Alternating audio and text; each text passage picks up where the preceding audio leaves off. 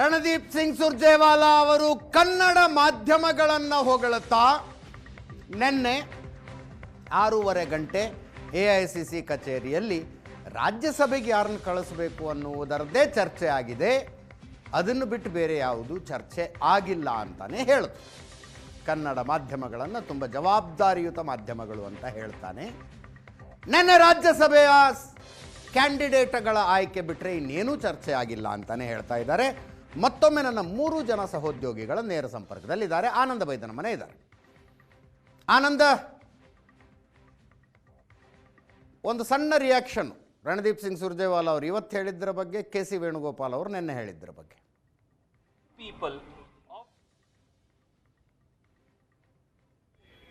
ರಾಜ್ಯದಲ್ಲಿ ನಡೀತಿರ್ತಕ್ಕಂಥ ಒಟ್ಟಾರೆ ಏನು ಬೆಳವಣಿಗೆ ಇತ್ತು ಅದನ್ನ ಮರೆಮಾಚುವಂತ ಪ್ರಯತ್ನವನ್ನ ವೇಣುಗೋಪಾಲ್ ಮತ್ತು ಸುರ್ಜೇವಾಲಾ ಬಹಳ ಸ್ಪಷ್ಟವಾಗಿ ಮಾಡ್ತಾ ಇದ್ದಾರೆ. ದೆಹಲಿಯಲ್ಲಿ ಬಳಿಕ ಮಾತಾಡಿದಂತ ವೇಣುಗೋಪಾಲ್ ಅವರು ನಿನ್ನೆ ವೇಣುಗೋಪಾಲ್ ಹೇಳಿದ್ರಲ್ಲಿ ಒಂದು ಅಂಶ ಮಾತ್ರ ನಿಜ. ಯಾಕಂದರೆ ಮುಖ್ಯಮಂತ್ರಿ ಸಿದ್ದರಾಮಯ್ಯರಿಗೆ ರಾಜ್ಯಸಭೆ ಬರುವಂತೆ ರಿಕ್ವೆಸ್ಟನ್ನು ಮಾಡಿದರು. ಆದರೆ ರಾಜ್ಯಸಭೆ ಬರುವಂಥ ಪ್ರಸ್ತಾಪವನ್ನು ಮುಖ್ಯಮಂತ್ರಿ ಸಿದ್ದರಾಮಯ್ಯರು ನಿರಾಕರಣೆ ಮಾಡಿದರು. ವೇಣುಗೋಪಾಲ್ ಅವರು ರಾಜ್ಯಸಭೆ ಚುನಾವಣೆ ಬಗ್ಗೆ ಚರ್ಚೆ ಮಾಡಿದ್ರು ಅಂತಕ್ಕಂಥ ಮಾತಾಡಿದರು. ಅವೆಲ್ಲವೂ ಕೂಡ ವಾಸ್ತವಿಕ ಸಂಗತಿಯನ್ನು ಮುಚ್ಚಿಡ್ತಕ್ಕಂಥ ಪ್ರಯತ್ನವನ್ನು ಮಾಡಿದ್ರು. ವಾಸ್ತವ ಮುಚ್ಚಿಡ್ತಕ್ಕಂಥ ಪ್ರಯತ್ನವನ್ನು ಈ ನಾಯಕರು ಮಾಡ್ತಿದ್ದಾರೆ. ಯಾಕೆಂತಂದರೆ ಕೇಂದ್ರ ನಾಯಕರು ಸಿದ್ದರಾಮಯ್ಯರಿಗೆ ರಾಜೀನಾಮೆ ಕೊಡುವಂತೆ ಸೂಚನೆ ಕೊಟ್ಟಿದ್ದಾರೆ. ರಾಜೀನಾಮೆ ಕೊಡುವ ನಿರ್ಧಾರವನ್ನು ಮುಖ್ಯಮಂತ್ರಿ ತೆಗೆದುಕೊಂಡಿದ್ದಾರೆ. ಆದರೆ ಇನ್ನೂ ಕೂಡ ರಾಜೀನಾಮೆ ಕೊಟ್ಟಿಲ್ಲ. ಇದರ ನಡುವೆ ಕೆಲವೊಂದಷ್ಟು ನಾಯಕರುಗಳು, ಸಚಿವರುಗಳು ಮುಖ್ಯಮಂತ್ರಿ ಮೇಲೆ ಒತ್ತಡವನ್ನು ಹೇರ್ತಾ ಇದ್ದಾರೆ. ಅನಗತ್ಯವಾಗಿರ್ತಕ್ಕಂಥ ಗೊಂದಲ, ಒಂದು ಸಂಸ್ಥೆಗಳು ಇನ್ನೂ ಕೂಡ ಸಹಜವಾಗಿ ಇರ್ತಕ್ಕಂಥದ್ದು. ಸಹಿ ಸಂಗ್ರಹ ಮಾಡ್ತಕ್ಕಂಥ ಪ್ರಸ್ತಾವನೆ ಮುಂದಿಟ್ಟರೆ ಅದ್ರ ಸಿದ್ದರಾಮಯ್ಯ ನಿರಾಕರಣೆ ಮಾಡಿದರೆ ಅದಕ್ಕೆ ತೀವ್ರ ವಿರೋಧ ವ್ಯಕ್ತ, ಇಂಥದ್ದು ಯಾವುದು ಮಾಡಬೇಡಿ ಅಂತಕ್ಕಂಥ ಮಾತನ್ನು ಹೇಳಿದ್ದಾರೆ. ಇದ್ರ ಜೊತೆಗೆ ರಾಜೀನಾಮೆನ ಇಷ್ಟೇ ನಿರ್ದಿಷ್ಟವಾಗಿರ್ತಕ್ಕ ದಿನ ಮತ್ತು ಸಮಯದಲ್ಲಿ ನೀಡ್ತೇವೆ ಅಂತಕ್ಕಂಥನ್ನ ಇನ್ನೂ ಕೂಡ ಮುಖ್ಯಮಂತ್ರಿ ಅದನ್ನು ಭಾಳ ಸ್ಪಷ್ಟವಾಗಿ ಹೇಳಿಲ್ಲ. ಹಾಗಾಗಿ ಇನ್ನೂ ಕೂಡ ಗೊಂದಲ ಇದೆ. ಭಾಳ ಜನ ವಿಚಾರ ಮಾಡ್ತಕ್ಕಂಥದ್ದು ಇಷ್ಟು ದೊಡ್ಡ ಮಟ್ಟದ ಚರ್ಚೆ ಆಗ್ತದಂಥ ಈ ನಾಯಕತ್ವ ಬದಲಾವಣೆ ಇಷ್ಟು ಸುಲಲಿತವಾಗಿ ಮುಕ್ತಾಯ ಆಯ್ತಾ ಅಂತಕ್ಕಂಥ ಸಹಜವಾದ ಪ್ರಶ್ನೆಯನ್ನು ಹಾಕ್ತಾ ಇದ್ದಾರೆ. ಇಷ್ಟಾಗಿಯೂ ಕೂಡ ನಾಳೆ ಮಧ್ಯಾಹ್ನ 3 ಗಂಟೆ ಸುಮಾರಿಗೆ ಮುಖ್ಯಮಂತ್ರಿ ಸಿದ್ದರಾಮಯ್ಯ ರಾಜೀನಾಮೆ ಕೊಡುವಂಥ ನಿರ್ಧಾರವನ್ನು ತೆಗೆದುಕೊಂಡಿದ್ದಾರೆ. ಅವರು ರಾಜೀನಾಮೆ ಕೊಡ್ತಾ ಇರುವಂಥ ಹಿನ್ನೆಲೆಯಲ್ಲಿ ಅವರ ಸಮುದಾಯ ಕೂಡ ಸಹಜವಾಗಿ ರಿಯಾಕ್ಟ್ ಮಾಡ್ತಕ್ಕಂಥ ಪ್ರಯತ್ನವನ್ನು ಕೂಡ ಮಾಡ್ತಾ ಇದೆ.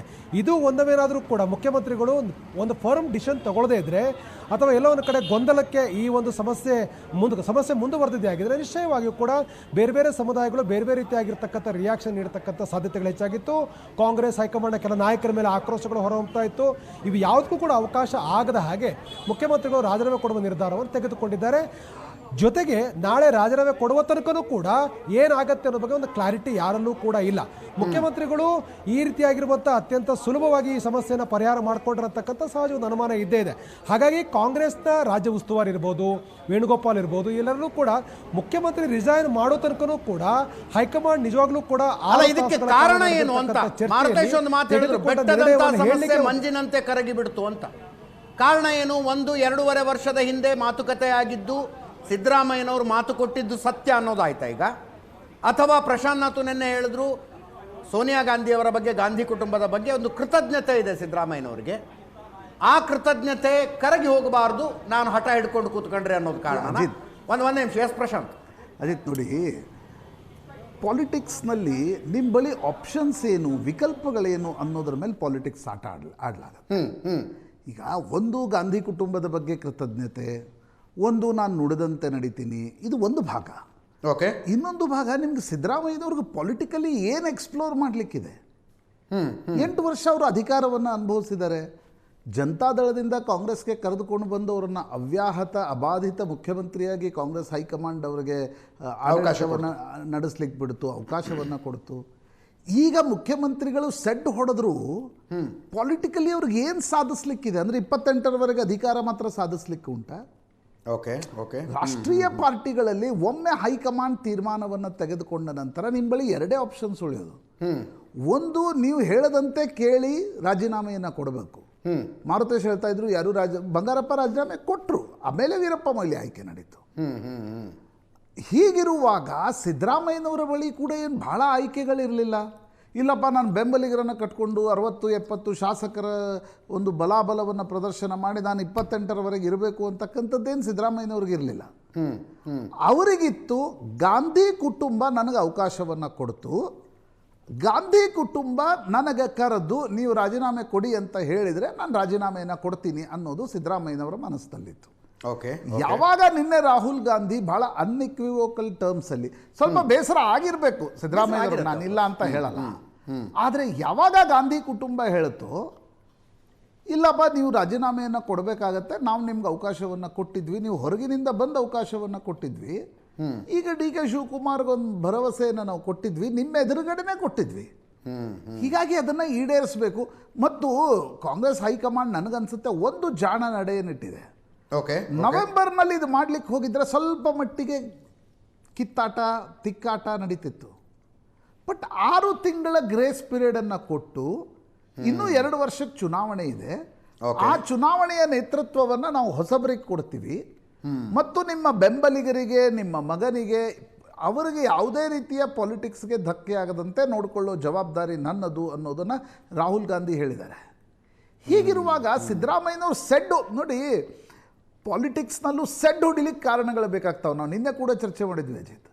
2011ರಲ್ಲಿ ಸೆಡ್ ಹೊಡೆದ ಯಡಿಯೂರಪ್ಪ 21ರಲ್ಲಿ ಹೊಡಿಲಿಲ್ಲ. ಕರೆಕ್ಟ್.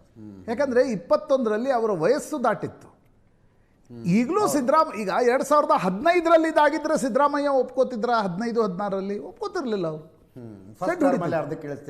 ಬಟ್ ಈಗ 26ರಲ್ಲಿ ಅವರು ನಂದು ಕೊನೆ ಚುನಾವಣೆ 23 ಅಂತಕ್ಕಂಥದ್ದನ್ನು ಹೇಳಿದರು. ಅವ್ರಿಗೂ ಗೊತ್ತು ನಾನೇನು 28ರ ನೇತೃತ್ವವನ್ನು ವಹಿಸ್ಕೊಂಡು ಓಡಾಡಲ್ಲ.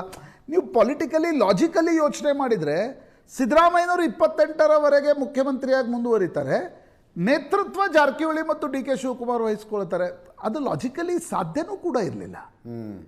ಮತ್ತು ಸಿದ್ದರಾಮಯ್ಯನವರ ಬೆಂಬಲಿಗರಿಗೂ ಕೂಡ ಅಜಿತ್ ನೋಡಿ, ನಾನು ಇವತ್ತು ಹೋಗಿ ಎಲ್ಲರೂ ಸಿದ್ದರಾಮಯ್ಯನವರು ಕೇಳ್ಕೊಳ್ತಾ ಇದ್ದಾರೆ, ನೀವು ರಾಜೀನಾಮೆ ಕೊಡಬೇಡಿ ಸರ್, ರಾಜೀನಾಮೆ ಕೊಡಬೇಡಿ ಸರ್ ಅಂತ. ನಿನ್ನೆ ಎಲ್ಲರೂ ಅಲ್ಲೇ ಇದ್ರಲ್ಲ, ಹೋಗ್ಬೇಕಿತ್ತು ರಾಹುಲ್ ಗಾಂಧಿ ಹತ್ರ ಅಲ್ವಾ? ಹೌದು ಅಲ್ವಾ? ಇವತ್ತು ಹೋಗಿ ಅವ್ರ ಹತ್ರ ಹೇಳಿದ್ದಾರೆ, ಸಹಿ ಸಂಗ್ರಹ ಮಾಡ್ತೀವಿ, ದಲಿತ ಮುಖ್ಯಮಂತ್ರಿ ಮಾಡೋಣ, ನೀವು ರಾಜೀನಾಮೆ ಕೊಡಬೇಡಿ. ಇದೊಂದು ಭಾಳ ಪೊಲಿಟಿಕ್ಸ್ನಲ್ಲಿ ಗಟ್ಟಿ ಹಿಡೀರಿ ಸರ್ ಅಂತಾರೆ. ಬಟ್ ಸಿದ್ದರಾಮಯ್ಯನವ್ರಿಗೆ ಗೊತ್ತಿದೆ, ರಾಷ್ಟ್ರೀಯ ಪಕ್ಷಗಳಲ್ಲಿ ಮತ್ತು 8 ವರ್ಷ ಅಧಿಕಾರವನ್ನು ಕಾಂಗ್ರೆಸ್ ಕೊಟ್ಟಿದೆ. ಮತ್ತು ಅದು ತೋರಿಕೆಯ ಗ್ರ್ಯಾಟಿಟ್ಯೂಡ್ ಅಲ್ಲ. ಸಿದ್ದರಾಮಯ್ಯನವರು ಅನೇಕ ಬಾರಿ ಆಫ್ ದಿ ರೆಕಾರ್ಡ್ ಆಗಿ ಮಾತನಾಡುವಾಗ ಹೇಳಿದರೆ, ಗಾಂಧಿ ಕುಟುಂಬ ನಾನು ಕೇಳಿದ್ದನ್ನೆಲ್ಲ ಕೊಟ್ಟಿದೆ. ಈಗ ಬಿಡಿ, ಈಗ ಒಂದು ಸ್ವಲ್ಪ ಮೂಗುದಾರ ಇತ್ತು, 13ರಿಂದ 18 ಇಟ್ ವಾಸ್ ಫ್ರೀ ರನ್. ಹೌದು. ಹೀಗಿರುವಾಗ ನನಗನ್ಸುತ್ತೆ ಅಜಿತ್, ಪಬ್ಲಿಕ್ಲಿ ಕೂಡ ನಿಮ್ಗೆ ಕಾರಣಗಳು ಬೇಕು. ನೀವು ಸೆಡ್ ಹೊಡಿತೀರಿ ಅಂದಾಗ ಕರೆಕ್ಟಪ್ಪ ಸಿದ್ದರಾಮಯ್ಯನವರು ಅಂತ 4 ಜನ ಮಾತಾಡೋಂಗೆ, ಅಂದರೆ 28ರವರೆಗೆ ಅವರೇ ಇರಬೇಕ್ರಿ ಅನ್ನೋದು ಪಬ್ಲಿಕ್ಲಿ ಕೂಡ ನಿಮ್ಗೆ ಚರ್ಚೆಯಲ್ಲಿ ಬರಬೇಕು.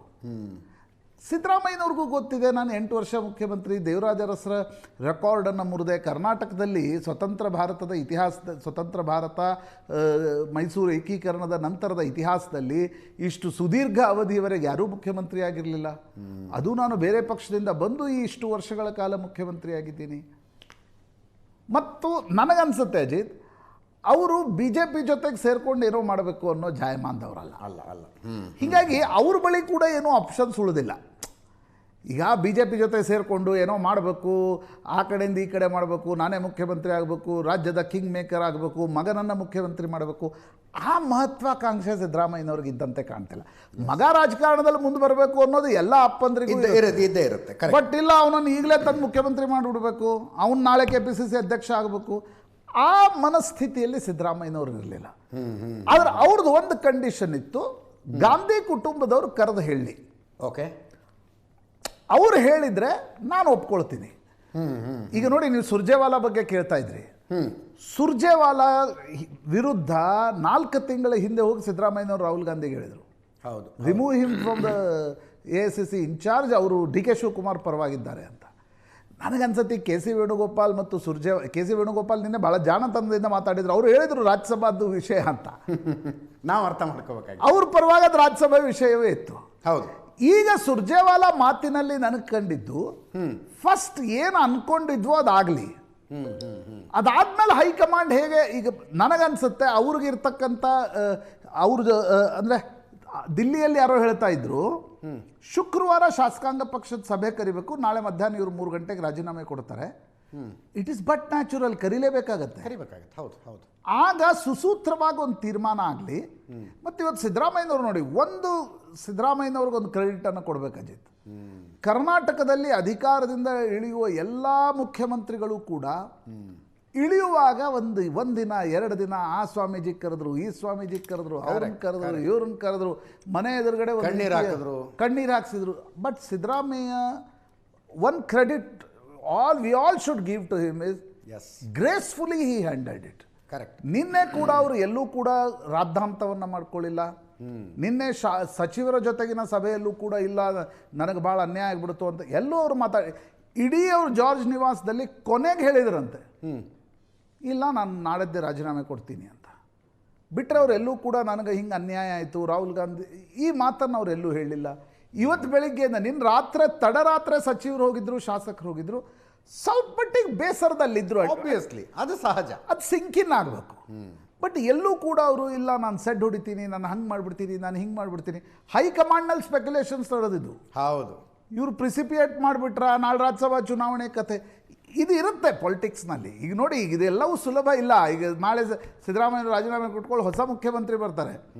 ಬಟ್ ಕಾಂಗ್ರೆಸ್ ಹೈಕಮಾಂಡ್ ಪೂರ್ಣ ಪ್ರಮಾಣದ ಸಂಪುಟ ಮಾಡೋದು ಜೂನ್ 18 ಒಳಗಡೆ ಪಾಸಿಬಲ್ ಅನ್ಸುತ್ತಾ ನಿಮಗೆ? ಹಂಗೆ ಮಾಡ್ಲಿಕ್ಕೆ ಹೋದರೆ ಜೇನುಗೂಡಿಗೆ ಕೈ ಹಾಕ್ದಂಗೆ. ಕರೆಕ್ಟ್.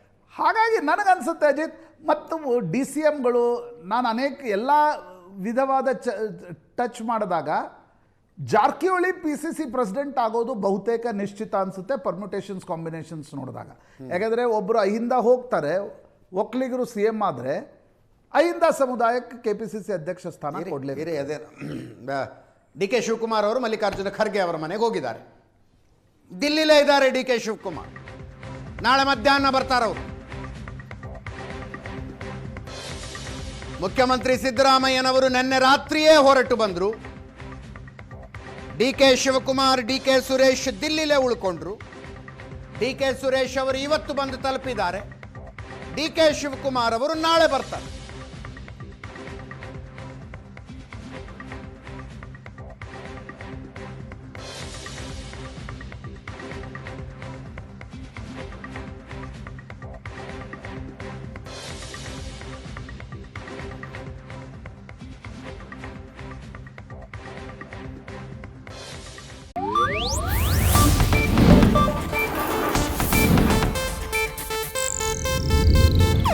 ಇದು ಏಷ್ಯಾನೆಟ್ ನ್ಯೂಸ್ ನೆಟ್ವರ್ಕ್ ಪ್ರಸ್ತುತಿ.